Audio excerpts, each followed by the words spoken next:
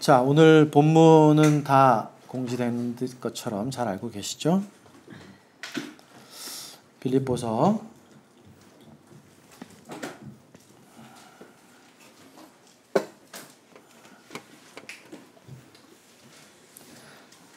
2장이죠? 6절, 7절, 8절 일단 펴놓으시고요.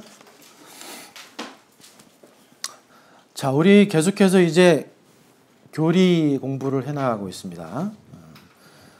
우리가 지금 배우는 거는 기독론입니다. 기독론. 그리스도론이라고 부르기도 하죠. 그렇지만 이 어떤 론이나 이런 것들을 배우는 것이 중요한 것은 아닙니다. 우리가 지금 배우는 것을 흔히 이제 신학교에서는 조직신학이다 이렇게 말하잖아요. 거창하게 들리지만 전혀 그렇진 않습니다. 우리의 믿음의 선조들이 좀 더 하나님을 잘 알았으면 좋겠다 이런 바람으로 수많은 시행착오를 겪으면서 잘 꾸며놓은 하나님을 믿는 도리, 이것이 조직신학이고 그 중에 여러 가지 이야기들이 있죠. 우리는 성령론에 대해서 많은 시간을 했고 성부 하나님에 대한 것도 많이 했습니다. 그리고 교회론이라고 불리는 것들도 여러 차례 많이 했어요.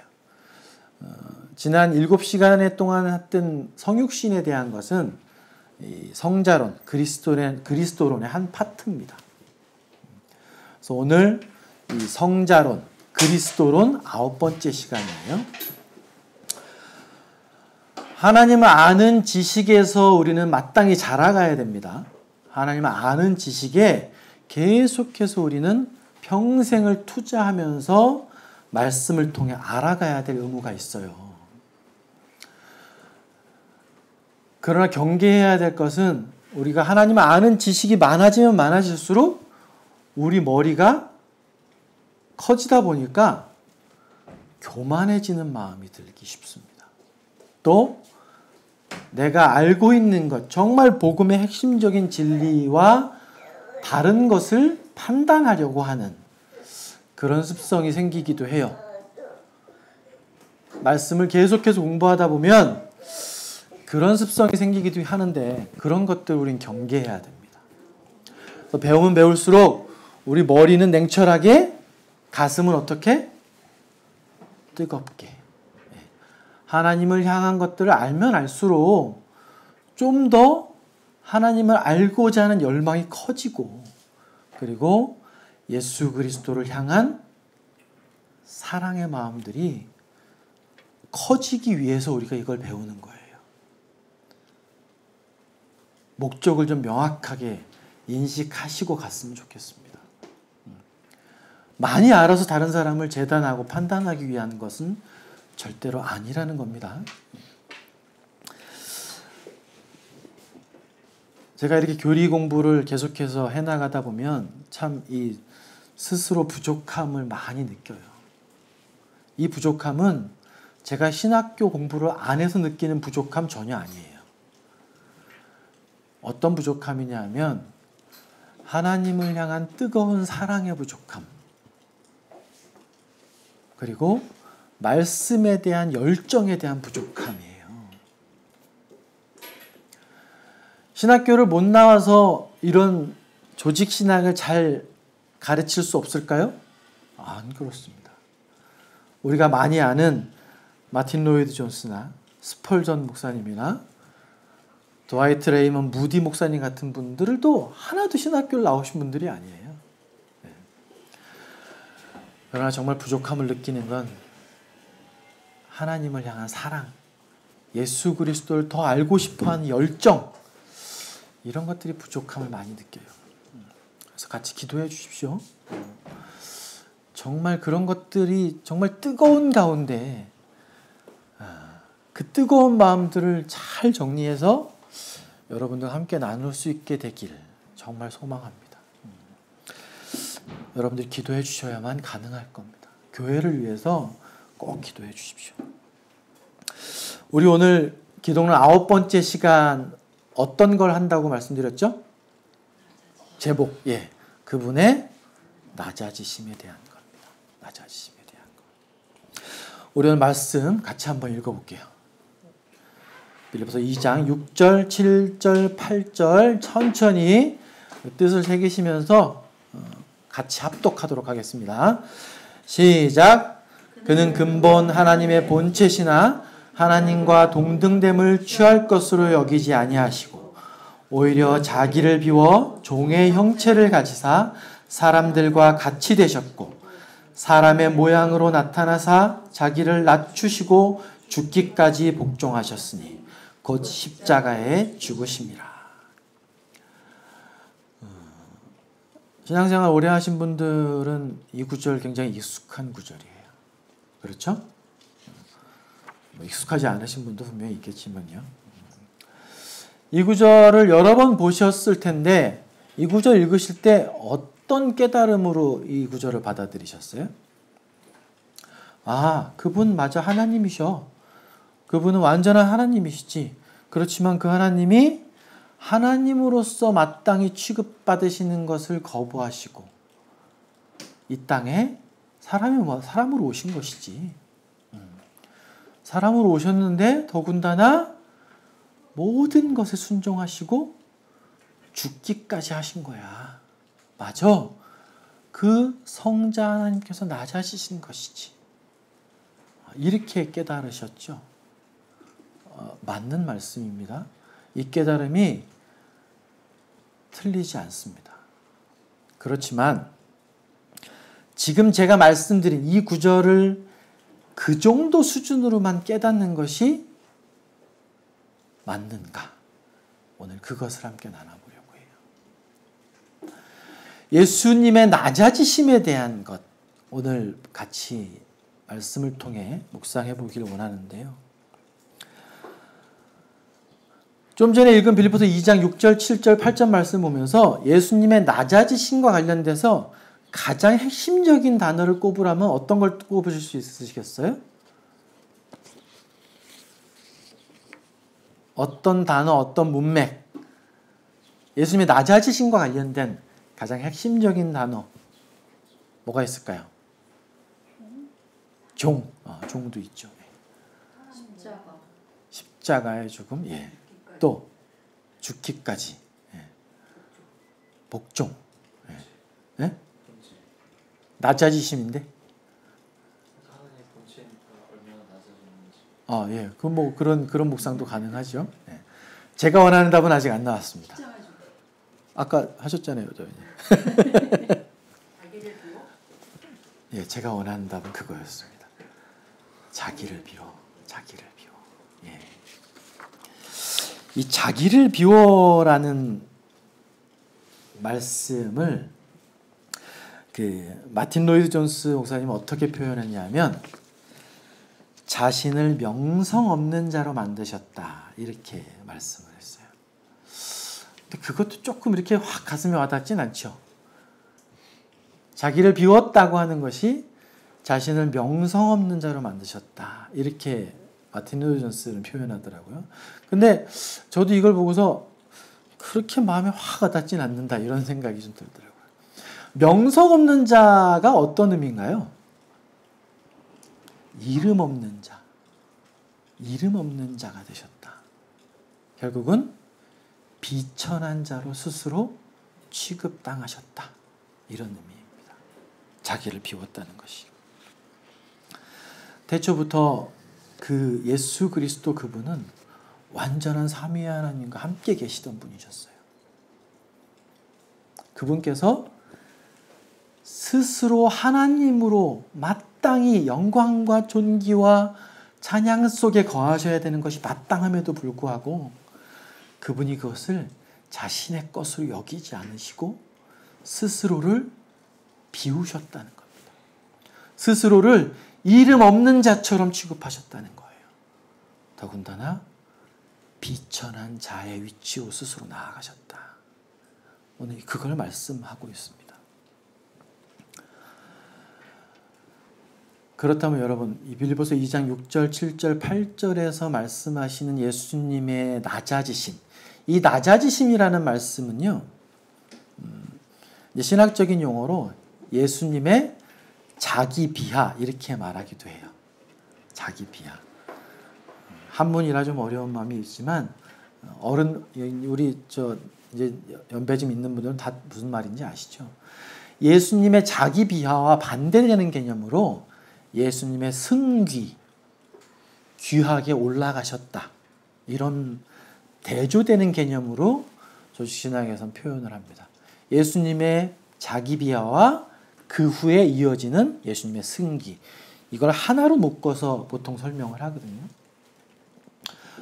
오늘 이 예수님의 낮아지심에 대한 말씀을 드리는 거예요.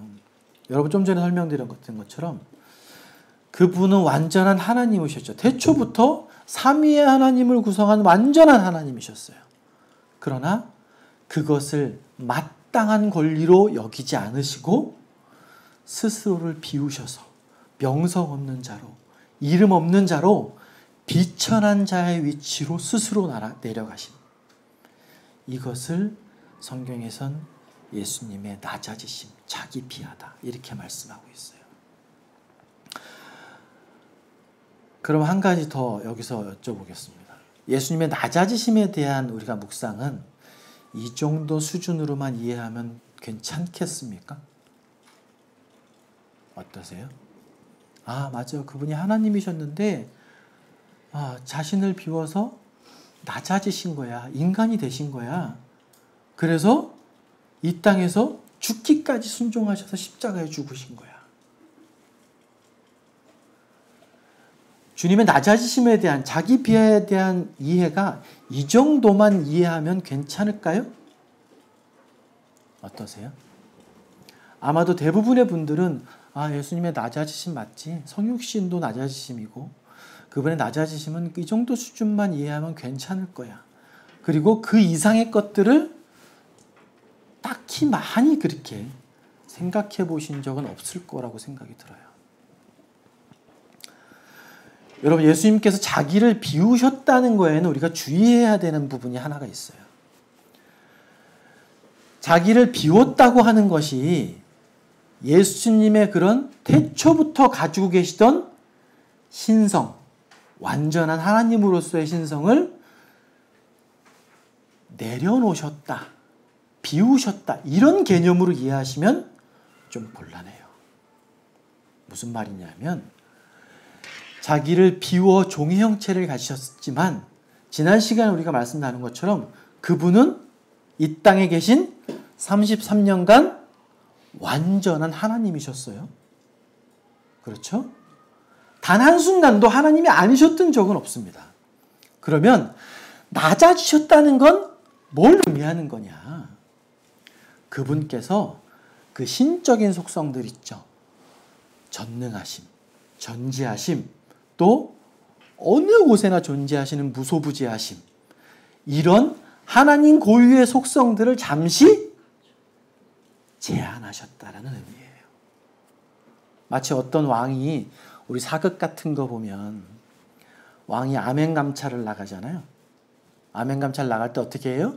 일반 평민복을 입고 이제 사또, 고을에 사또들이 잘못하는 건 없나, 또는 백성들이 어떻게 사나, 이렇게 해서 아멘감찰을 나가잖아요. 그렇지만 그 왕이 언제든지 자신의 왕으로서의 권한과 능력은 행할 수 있죠. 그러나 적당한 예가 아닌 것은 이 비유도 적당한 예는 아닌 것은 고난과 고통을 받기 위해서 그렇게 하는 것은 아니에요. 뭔가를 알기 위해서 그렇게 하는 것이지. 우리가 오늘 굉장히 주의해서 받아들여야 되는 개념은 예수님께서 자신의 그런 신적인 권능과 속성을 우리를 위해서 일순간 제한하셨다라는 거예요. 낮아지심의 개념엔 그 개념도 들어가 있어요. 여러분, 그것이 쉬울까요? 하나님이신 그분이 우리를 위해서 이 땅에 자신의 모든 신적인 권능과 위치를 스스로 제한하시고 내려오신 거예요. 주님의 낮아지심에는 반드시 이 개념을 함께 묵상하셔야 돼요. 그러면 여러분, 오늘 여러분께 말씀드리고 싶은 것은 주님의 낮아지심을 어떻게 이해하는 것이 가장 명확한 이해인가를 같이 말씀드리고 싶어서예요. 그 하나님이신, 완전한 하나님이신 그분이 자신의 그 신적인 속성들을 제한하시고 인간의 몸으로 이 땅에 오셨다는 것이 그분의 낮아지심의 의미예요. 그러면 제가 다시 한번 여쭙겠습니다. 아까 처음에 말씀드린 우리가 일반적으로 느꼈던 그 낮아짐에 대한 이해와 신적인 속성을 제한하고 섬기고 순종하시기 위해서 이 땅에 내려오신 그 주님의 낮아지심에 대한 개념, 그 두 가지와 함께 한 가지가 더 필요해요. 무엇이냐면 여기서 한 계단만 좀 더 들어가 보겠습니다. 주님의 낮아지심에는 가장 큰 의미가 있는 것이 무엇이냐면 이 땅에서 그분이 세상 어느 누구도 받아본 적이 없는 고난과 고통을 받으셨다는 거예요. 예수 그리스도가 자기를 비우셨다는 것도, 낮아지셨다는 것도 그분이 이 땅에서 받으신 그 엄청난 고난과 고통을 의미한다. 이것을 이해하셔야만 예수님의 낮아지심을 온전히 이해할 수 있게 되는 겁니다.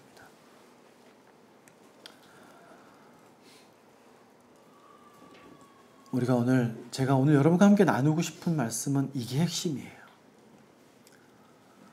그분께서 낮아지셔서 이 땅에서 어떤 고난과 고통을 당하셨는가? 이것을 함께 나누면서 주님의 그 고난이 바로 그렇구나. 이게 그분의 낮아지심의 핵심이구나. 낮아지신 것은 이거구나. 이걸 깨닫는 시간이 좀 됐으면 좋겠습니다. 제가 오늘 그분의 낮아지심을 두 가지 형태로만 말씀드릴 겁니다. 첫 번째는 주님이 사람으로서 이 땅에서의 삶에서의 고난이에요. 삶 속에서 인간으로서 받으신 고통. 이것이 첫 번째고요. 두 번째는 하나님으로서 영적으로 받으신 고난, 고통. 이겁니다. 여러분 한번 생각해 보십시오. 주님의 그 신적인 권능과 속성은 전혀 변함이 없으셨어요. 이 땅에 계신 동안에. 근데 동일한 완전한 하나님으로서 또한 완전한 인간으로서 우리가 알고 있는, 지금 제가 예수님이 받으신 고난과 고통을 말씀드릴 때 여러분의 머릿속에 떠오르시는 예수님께서 받으신 고난과 고통들이 있으시죠?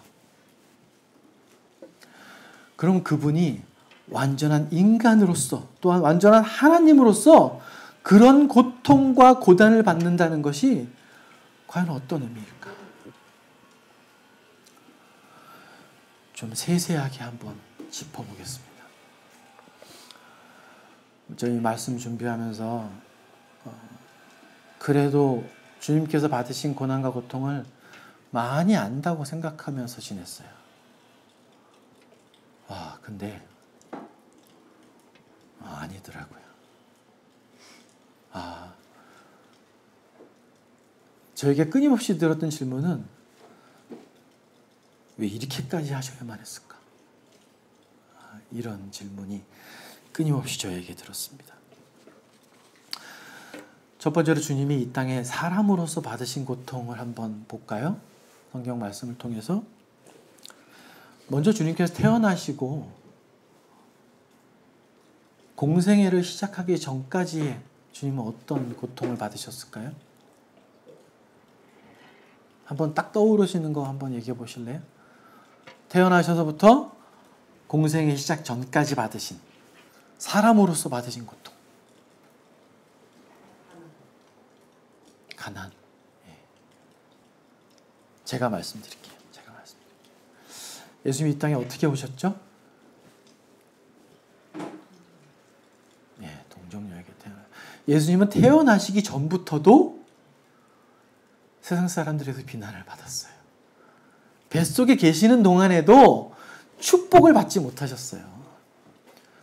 우리가 임신하면 어떤 대접을 받습니까? 너무너무 축하하죠. 그리고 온갖 노력을 다합니다. 그 아이에게. 태교도 하고 음악도 들려주고. 그러나 예수님은 동정녀의 뱃속에 잉태되시는 그 순간부터도 세상 사람들의 멸시와 조롱을 받으셨어요. 그분은 어떻게 태어나셨죠?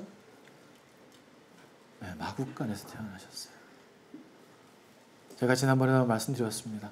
우리가 예수님의 성모 마리아와 마리아와 입에 자꾸 붙어 그런 게 폐해야 폐해. 지난번에도 한번 그런 일이 있었는데, 하여튼 그 따뜻한 이미지, 그 뭔가 이 마구간인데도 따뜻한 이미지들을 우리는 많이 보잖아요. 그런 거 전혀 아니었죠. 정말 소와 양의 똥들이 질퍽한 바닥. 그래서 예수님은 마리아가 그 예수님을 낳고 나서도 누일 곳이 없었던 거예요, 바닥에. 그래서 어디 누이셨어요? 네. 말 먹는 통에 거기 볏짚 깔아가지고 거기 누이셨어요. 그분은 태어나면서부터 마리아의 자궁에 잉태되시는 그 순간부터 태어나시는 그 순간까지도 가장 낮고 가난한 환경에서 태어나셨어요. 또한 그분은 이스라엘 사람이면 누구나 받긴 하지만 태어나신 지 8일 만에 또 할례도 받으셨습니다. 그리고 나서 그분이 2-3살 됐을 때 어떤 일이 벌어집니까? 그때 왕인 헤롯이 모든 아기를 잡아 죽였어요. 왕이 죽이려는 공포 속에 아주 갓난아기 시절을 보냅니다. 어떻게 하죠? 그래서 이집트로 피신을 가요. 2-3살짜리 아기를 안고서 그 수백 킬로 떨어진 다른 나라로 이민을 갑니다. 지금 같은 그런 이민이 아니죠. 그 길이 얼마나 험난하고 고통과 고난의 길이었을까요? 다른 나라에 가서 그 작은 아기와 함께 마리아 요셉은 타국 생활을 합니다. 여러분, 이런 과정들을 한번 묵상해 보셔야 돼요. 여러분들 중에 지금 예수님의 어린 시절만 제가 잠깐 말씀드렸는데 이런 고통을 겪어보신 분 있으세요? 없어요. 웬만한 사람은 이런 고통을 겪지 않습니다. 어린 시절에. 그분이 성장하셔서는 어떤 삶을 사셨습니까? 이 당시의 목수는 가장 낮은 신분이에요. 하루 벌어 하루 먹는 것이 벅찬 직업이었어요. 누군가가 와서 식탁을 짜달라고 하면 그것 짜서 납품을 해야만 먹을 것이 생기는 그런 직업이셨어요. 먹는 것, 입는 것, 이런 것이 너무너무도 궁핍한 생활이었어요. 아까 이자매님 말씀하신 정말 가난한 것으로 치면 그 이스라엘 민족 중에 가장 가난한 사람에 속했었어요. 정말 하루 벌어 하루 끼니를 때우는 것이 어려운 그런 가난한 삶을 사셨습니다. 우리 중에 그런 삶을 사는 사람은 없습니다. 예수님이 공생애를 시작하시고는 어떠셨습니까? 공생애부터 예수님은 대적자인 그 마귀로부터 엄청난 유혹과 공격을 받으셨어요. 예수님 주변에 있던 그 바리새인들, 대제사장, 그리고 서기관들, 그리고 그 당시에 힘 좀 있다고 하는 통치자들, 이 모든 사람들이 다 예수님을 괴롭히고 힘들게 했습니다. 그분을 미워하고 멸시했어요. 이 당시에 이 사람들은 예수님이 공생애를 시작하고 나서부터는 항상 예수님을 쫓아다니면서 어떻게 했어요? 무슨 말 하나? 그가 행동을 어떻게 하나? 그것들을 계속해서 감시했습니다. 사복음서에 나와 있는 모든 이야기들이 그런 이야기죠. 예수님이 공생의 기간 내내 예수님을 따라다니면서 어떻게 참소할까? 저자를 어떻게 잡아 죽일까? 이런 사람들의 감시와 그런 것들을 계속해서 받으며 지내셨습니다.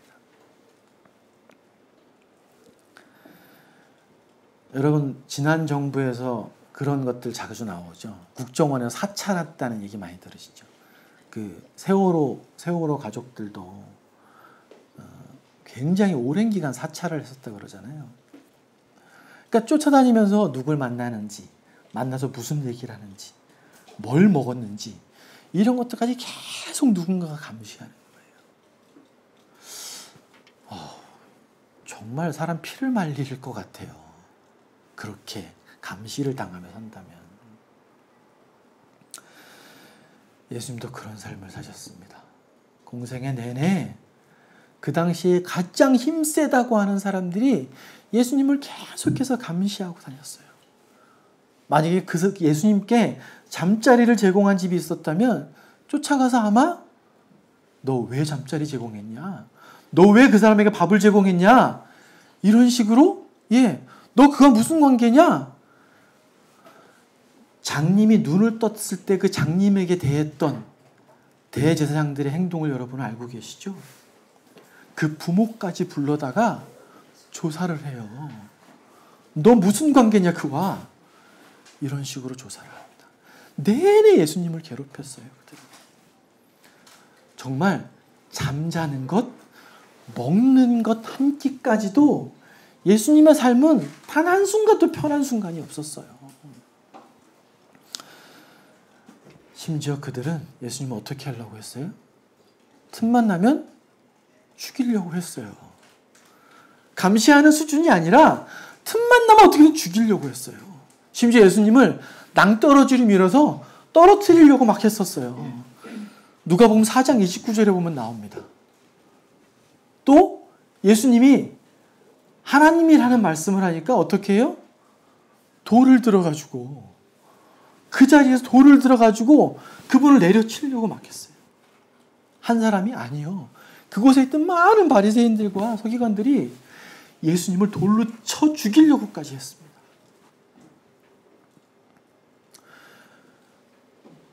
여러분, 예수님이 그런 삶을 사셨어요. 공생의 기간 동안에. 여러분들 중에 단 한 사람이 여러분들 계속 쫓아다니면서 감시하고 괴롭히고 이렇게 한다고 한번 상상을 해보세요. 여러분 사실 수 있겠습니까? 전 못 살 것 같아요. 얼마나 고통스러울까요, 그게? 얼마나 미울까요, 그 사람이?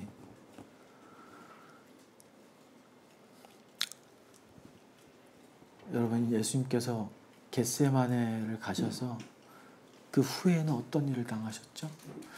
여러분, 지금까지 말씀드린 것만으로도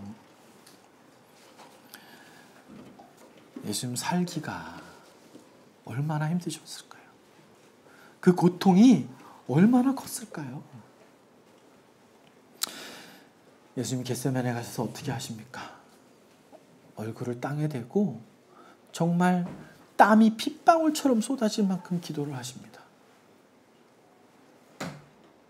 이 잔을 할 수만 있으면 저에게서 지나갈 수 있게 도와주십시오. 뒷부분에 말씀드리겠지만 예수님이 하나님으로서 겪으신 고통은 지금 말씀드린 인간으로서 겪는 고통, 우린 이것조차도 단 하나만 겪어도 견딜 수 없을 것 같은데 주님이 온전한 하나님으로서 그 완전한 신성을 가지고 계신 분이 하나님으로서 겪은 고통은 이 고통과는 또 비교할 수가 없습니다. 예수님 3년 반 동안 그 제자들을 그렇게 사랑으로 양육하셨어요. 근데 예수님을 몽둥이와 칼을 들고 잡으러 왔습니다. 그랬을 때 제자 하나는 예수님의 볼에 입을 맞추면서 예수님을 팔아넘깁니다. 그들이 와서 예수님을 팔아넘기는 그 순간에 함께 있던 제자들, 내가 죽기까지, 내가 죽을지라도 당신을 떠나지 않겠습니다라고 고백하던 그 11제자들은 어떻게 하죠? 한 놈도 남지 않고 다 도망갑니다. 한 사람도 거기서 같이 고난을 당하지 않고 다 도망을 가버리고 맙니다. 예수님의 이 제자들이 도망가는 모습을 보시고 예수님 어떠셨을까요? 인간적으로 완전한 인간이신 그분이 얼마나 배신감에 몸을 떠셨을까요? 그들을 위해서 모든 것을 내어주셨건만. 예수님의 그 수치와 배신감, 정말 짐작하기 어렵습니다. 그 후에 예수님은 가야바에게 재판을 받으시고 또 빌라도의 재판정에도 쓰시고 헤롯에게까지 끌려가서 조롱당하시고 그 종들이 휘두른 주먹에 입술이 터지고 뺨을 맞으시고 침뱉음을 당하시고 온갖 조롱과 핍박을 받으셨습니다. 거짓 증인들에게 고발을 당하시고 사악한 종들에게 조롱당하시며 온갖 욕설과 저주의 말들을 받으셔야만 했어요. 그 후에 그분은 빌라도에게 넘겨주셨습니다. 그리고 십자가에 못 박을 것을 선고받으셨습니다. 가죽 채찍은 그분의 피부를 매섭게 때리며 지나갔습니다. 또 쇠조각이 달린 그 잔인한 채찍을 내려칠 때마다 주님의 몸에서 살덩어리가 한 움큼씩 한 움큼씩 떨어져 나갔어요. 예수님의 몸에서는 피가, 그분의 보혈이 바닥을 다 채울 정도로 그렇게 피가 흘러내렸습니다. 그분은 채찍질을 당하셔서 거의 반죽음의 상태까지 내몰리셨습니다. 그 후에 그분은 가시면류관을 쓰시고 그 무거운 나무 십자가를 지시고 온갖 저주와 조롱을 퍼붓는 수많은 사람들 사이를 지나서 죽음의 언덕인 골고다로 발걸음을 옮기셨습니다. 그분은 살인자들 중에 한 사람으로 취급을 받으셨어요. 저주받은 자만이 매달린다는 그 나무에 매달리셔서 십자가형을 받으셨습니다. 그분을 따라온 그 많은 사람들은 십자가에 매달리신 그 예수 그리스도를 보면서도 고통에 아파하시는 그분 앞에서 그분을 향해 손가락질을 하면서 온갖 저주와 조롱의 말들을 섞어냈습니다.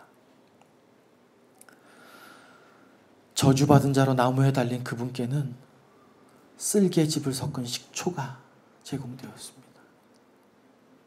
하늘의 태양조차 그분을 비추지 않고 외면했고 하나님마저 그분에게서 눈을 돌려 외면하는 그런 고통을 당하셨습니다. 사랑하는 지체 여러분, 이 슬픔의 사람을 한번 보십시오. 도대체 누가 주님 되신 그분의 슬픔과 경멸과 조롱을 상상이나 할 수 있겠습니까? 그분이 누구신데요? 여러분, 인간의 역사 중에서 예수님처럼 이렇게 생활하면서 어떤 면이라도 이런 고난과 고통을 겪어본 사람이 있을까요? 저는 없을 것 같아요. 인간으로만 보더라도 이런 고통을 겪은 사람은 전 없을 것 같습니다. 근데 이게 끝이 아니죠. 예수님이 인간으로 당하신 고통은 이 고통만으로도 지금 감당하기가 좀 어려워요. 근데 주님이 완전한 사람으로 당하신 고통, 이것도 감당하기 어려운데 완전한 하나님으로서 당하신 고통은 뭐가 있습니까? 완전한 하나님으로서 당하신 고통 뭐가 있을까요? 그분이 죄가 되셨어요. 하나님이신데 죄가 되셨다는 것이 어떻게 이해가 되죠?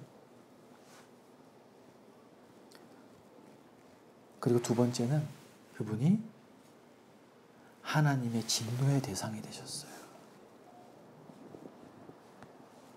세 번째는 하나님과 완전히 분리되어지는 고통을 겪으셨습니다.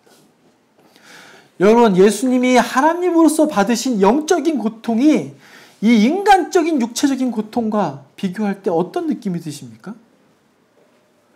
저는 오히려 앞쪽에 더 많은 이 마음에 공감이 돼요. 하나님으로서 받으신 이 고통은 잘 체감이 안 돼요. 그게 좀 많이 안타깝습니다. 예수님께서 이 땅에 오신 그 동안에 마귀는 어떤 역할들을 했습니까? 예수님께? 마귀는 끊임없이 예수님을 시험하고 주변 사람들을 통해서 예수님을 괴롭게 만들었어요. 성경에 보면 예수님께서 우시는 장면이 나옵니다.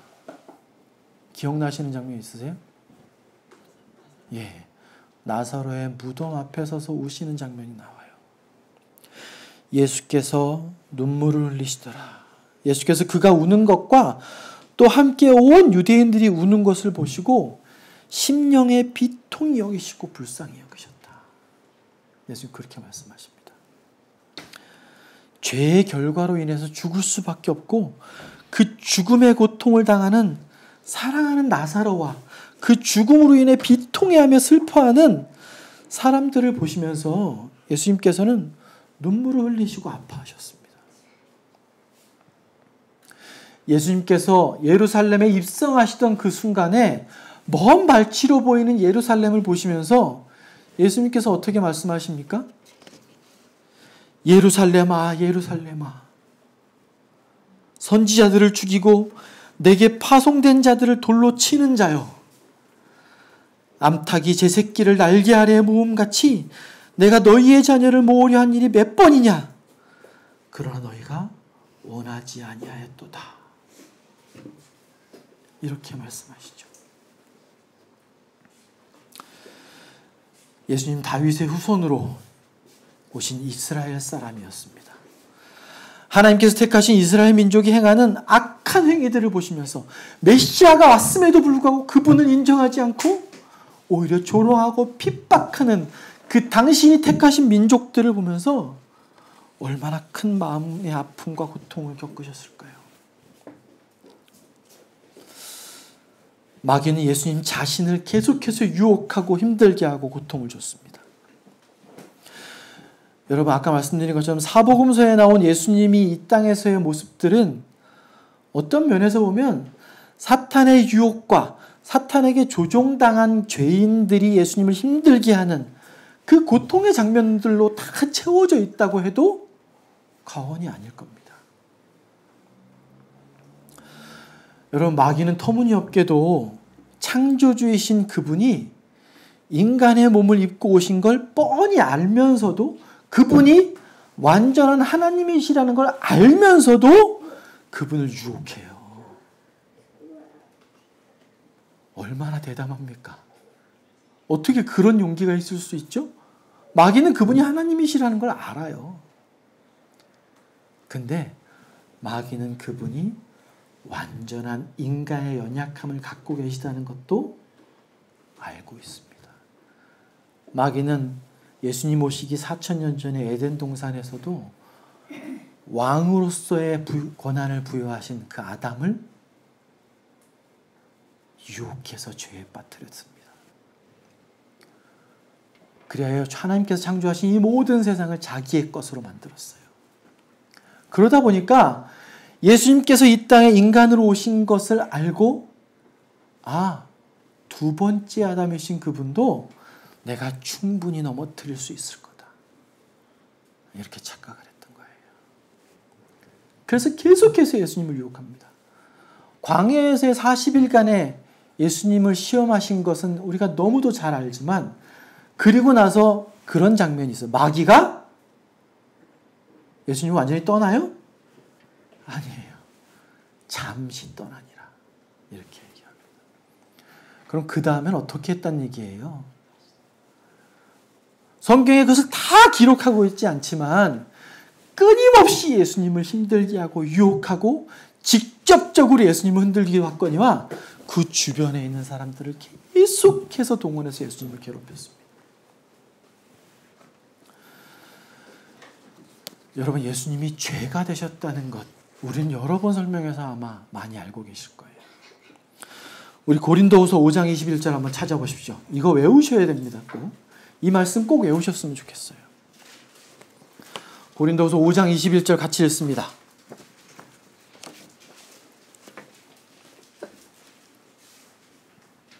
찾으셨나요? 같이 읽습니다. 시작. 하나님이 죄를 알지 못하신 이를 우리를 대신하여 죄로 삼으신 것은 우리로 하여금 그 안에서 하나님의 의가 되게 하려 하십니다. 예수님 뭐가 되셨다고요? 죄인보다도 더한 것입니다. 그분이 죄가 되셨어요.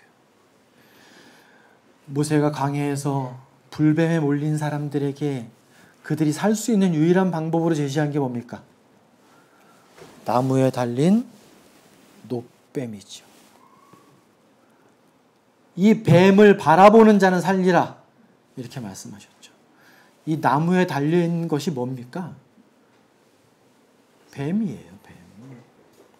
예수님이 십자가에 달리셨을 때 뭐가 되신 거예요? 죄가 되신 겁니다. 여러분, 하나님이 죄가 되셨다는 것, 여러분 얼마나 묵상하실 수 있는 주제인가요?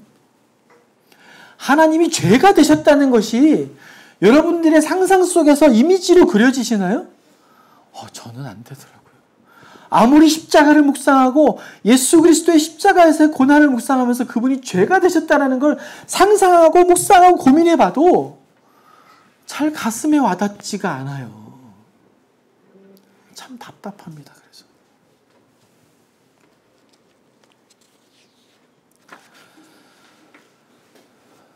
여러분, 죄가 되신 그분은 하나님이십니다.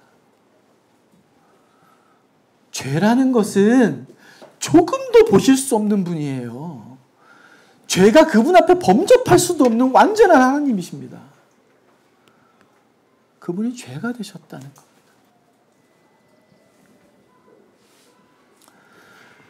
여러분, 이 땅에 완전한 하나님으로 오신, 또한 완전한 인간으로 오신 그 예수님께 가장 큰 고통과 고난은 무엇이었을까요? 그분이 죄가 되셨다는 것은 무엇을 의미할까요? 그 다음에? 네, 하나님의 진노가 그의 머리에, 하나님의 모든 진노가 그 십자가에 달리신 그분에게 다 퍼부어지는 거예요. 예수님은 겟세마네 동산에서 땀방울이 핏방울처럼 후쑥 떨어질 정도로 간곡하게 기도하신 게 뭡니까? 아버지, 할 수만 있으면 이 진노의 잔을 저에게서 지나가게 해주십시오. 십자가의 고통이 아파서요? 물론 그것도 있겠습니다만 하나님의 그 어마어마한 진노, 예수님은 하나님이시죠. 그렇기 때문에 하나님이 죄를 어떻게 대하시는지 너무 잘 알고 계세요. 그러면 그분이 나를 어떻게 대하실지를, 죄가 되신 그분을 어떻게 대하실지를 예수님은 누구보다도 잘 아시는 거예요. 그 진노의 잔을 예수님께서 온전히 받아 드신 겁니다.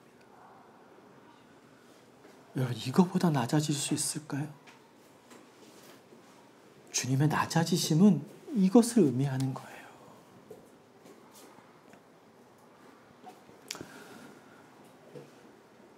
성부 하나님의 모든 은혜와 빛이 거두어지고 하나님의 공의의 심판 앞에 벌거벗겨져 드러난 것이 어떤 것인지 예수님은 너무도 잘 아시는 분입니다. 아담부터 이 세상에 올 모든 죄인들이 그분께 퍼부어진 그 죄로 인해서 캄캄한 암흑으로 걸어 들어가시는 그 느낌.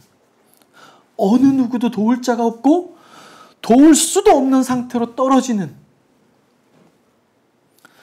하나님의 진노를 온몸으로 감당하셔야 했던 그분은 완전한 인간이셨고 완전한 하나님이셨던, 그분이 느꼈을 그 슬픔, 두려움, 공포, 고통, 이런 것들 어떻게 상상할 수 있을까요? 하나님의 진노의 잔을 마땅히 저와 여러분이 받으셔야 했습니다. 그러나 그분께서 낮고 낮아지셔서 자신을 비우셔서 무명한 자처럼, 비천한 자처럼 자신의 신적 권능을 제한하시면서 이런 일들을 겪으신 거예요. 여러분, 우리 이사야 53장을 한번 펴보십시오.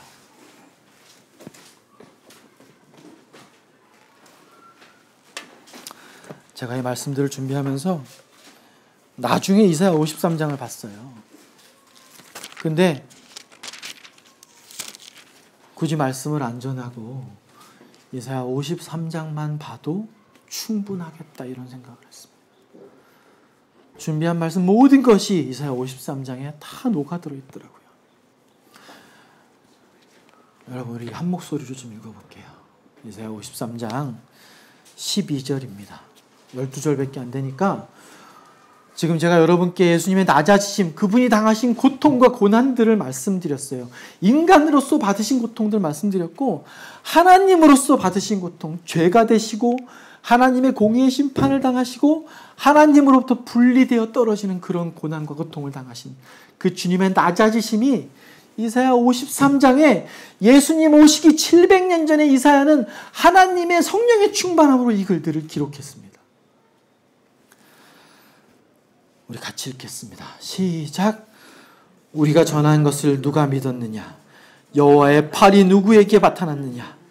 그는 주 앞에서 자라나기를 연한 순 같고 마른 땅에서 나온 뿌리 같아서 고운 모양도 없고 풍채도 없은즉 우리가 보기에 흠모할 만한 아름다운 것이 없도다. 그는 멸시를 받아 사람들에게 버림받았으며 간고를 많이 겪었으며 질고를 아는 자라. 마치 사람들이 그에게서 얼굴을 가리는 것 같이 멸시를 당하였고 우리도 그를 귀히 여기지 아니하였도다. 그는 실로 우리의 질고를 지고 우리의 슬픔을 당하였거늘 우리는 생각하기를 그는 징벌을 받아 하나님께 맞으며 고난을 당한다 하였노라. 그가 찔림은 우리의 허물 때문이요 그가 상함은 우리의 죄악 때문이라. 그가 징계를 받음으로 우리는 평화를 누리고 그가 채찍을 맞음으로 우리는 나음을 받았도다. 우리는 다 양 같아서 그릇 행하여 각기 제 길로 갔거늘 여호와께서는 우리 모두의 죄악을 그에게 담당시키셨도다.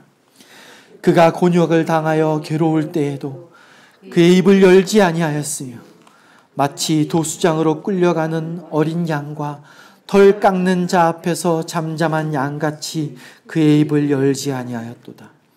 그는 곤욕과 신문을 당하고 끌려갔으나 그 세대 중에서 누가 생각하기를 그가 살아있는 자들의 땅에서 끊어짐은 마땅히 형벌받을 내 백성의 허물 때문이라 하였으리요. 그는 강포를 행하지 아니하였고 그의 입에 거짓이 없었으나 그의 무덤이 악인들과 함께 있었으며 그가 죽은 후에 부자와 함께 있었도다. 여호와께서 그에게 상함을 받게 하시기를 원하사 질고를 당하게 하셨은즉 그의 영혼을 속건제물로 드리기에 이르면 그가 씨를 보게 되며 그의 날은 길 것이요 또 그의 손으로 여호와께서 기뻐하시는 뜻을 성취하리로다. 그가 자기 영혼에 수고한 것을 보고 만족하게 여길 것이라. 나의 의로운 종이 자기 자식으로 많은 사람을 외롭게 하며 또 그들의 죄악을 친히 담당하리로다. 그러므로 내가 그에게 존귀한 자와 함께 몫을 받게 하며 강한 자와 함께 탈취한 것을 나누게 하리니 이는 그가 자기 영혼을 버려 사망에 이르게 하며 범죄한 자 중 하나로 헤아림을 받았음이니라.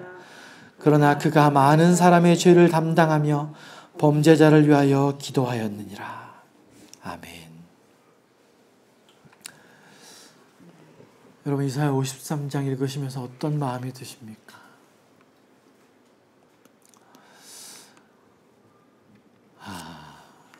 제가 말씀을 준비하면서 하나님께서 깨닫게 하신 그 주님의 고통과 고난이 여러분들에게 얼마나 정해졌는지 모르겠습니다. 안타까움이 좀 큽니다. 여러분이 주님의 고난과 고통이 나에게 그저 무덤덤하게 와서 닿으면 내 마음이 딱딱해져요. 여러분 정말 간절히 부탁드립니다. 이 주님의 고난과 고통을 묵상하시기 바라요. 스스로 조용한 방에서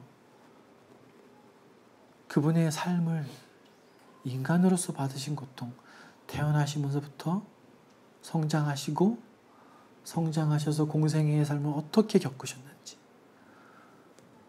또한 겟세마네 동산부터 십자가를 지시고 죽으시고 장사되시기까지 그분께서 받으신 고통이 어떤 것인지, 또한 완전한 하나님으로서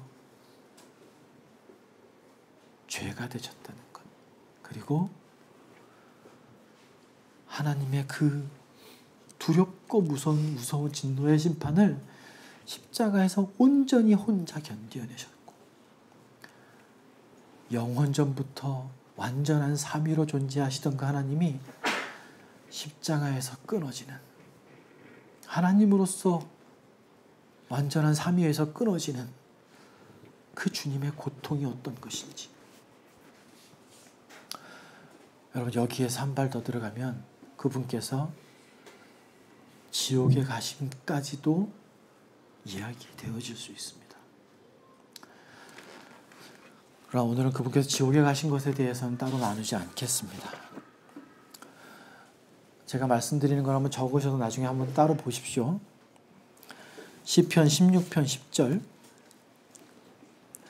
시편 86편 13절, 사도행전 2장 27절, 에베소서 4장 9절, 베드로전서 3장 19절, 베드로전서 4장 6절. 심지어 그분께서 지옥으로 가셨다는 것들 성경이 증언하고 있는 구절들입니다. 여러분 오늘 말씀 마치려고 합니다. 여러분 오후 시간에 함께 같이 나누길 소망합니다. 주님의 이 낮아지심, 이 고통과 고난을 통해서 우리에게 무엇을 말씀하시려고 하는가?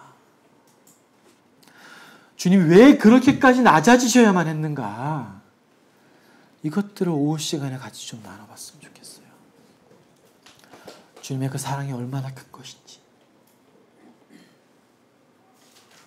여러분 이 말씀들 묵상하시면서 오후 시간에 주님께서 우리에게 주신 그 놀라운 사랑을 확인하고 확신하는 그런 시간이 됐으면 하는 바람이 큽니다. 우리 이 시간 잠시 눈을 감고 기도하는 시간을 좀 갖겠습니다.